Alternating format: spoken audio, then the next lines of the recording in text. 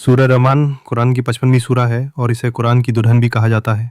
इसमें अल्लाह की रहमतों का जिक्र बार बार आता है, ख़ासकर यह आयत फ़ाबिअय्यि आलाइ रब्बिकुमा तुकज़्ज़िबान, फिर तुम दोनों अपने रब की किन किन नेमतों को झुटलाओगे। यह आयत इस सूरह में 31 बार दोहराई गई है। सूरह रहमान बहुत ही दयालु, उसने कुरान सिखाया, इंसान को पैदा किया, उसे बोलना सिखाया। सूरज और चाँद एक हिसाब से कर में हैं और घास पौधे और पेड़ सजदे में हैं, और आसमान को ऊंचा उठाया और तराजू रखा ताकि तुम तोल में कमी ना करो। इंसाफ से तोलो और तोल में कमी ना करो। और ज़मीन को मखलूक़ात के लिए बिछाया।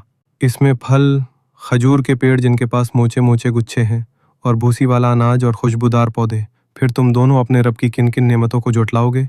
अब हर कुछ आयतों के बाद यही सवाल दोहराया जाता है। उसने इंसान को सूखी मिट्टी से पैदा किया जो सींकती हुई मिट्टी की तरह है, और जिन को आग की लपट से पैदा किया।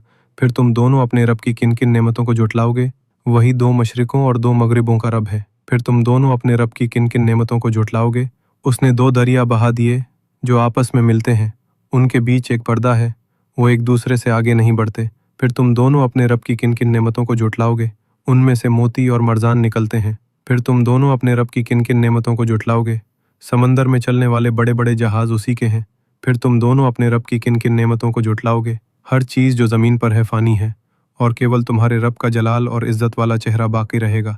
फिर तुम दोनों अपने रब की किन किन नेमतों को झुटलाओगे। सूरह रहमान में अल्लाह की बनाई हर चीज़, इंसान, जिन, पानी, फल, जहाज़, आसमान, इंसाफ, जन्नत का जिक्र करके हर बार यही सवाल दोहराया जाता है कि क्या अब भी तुम इन नेमतों को झुटलाओगे।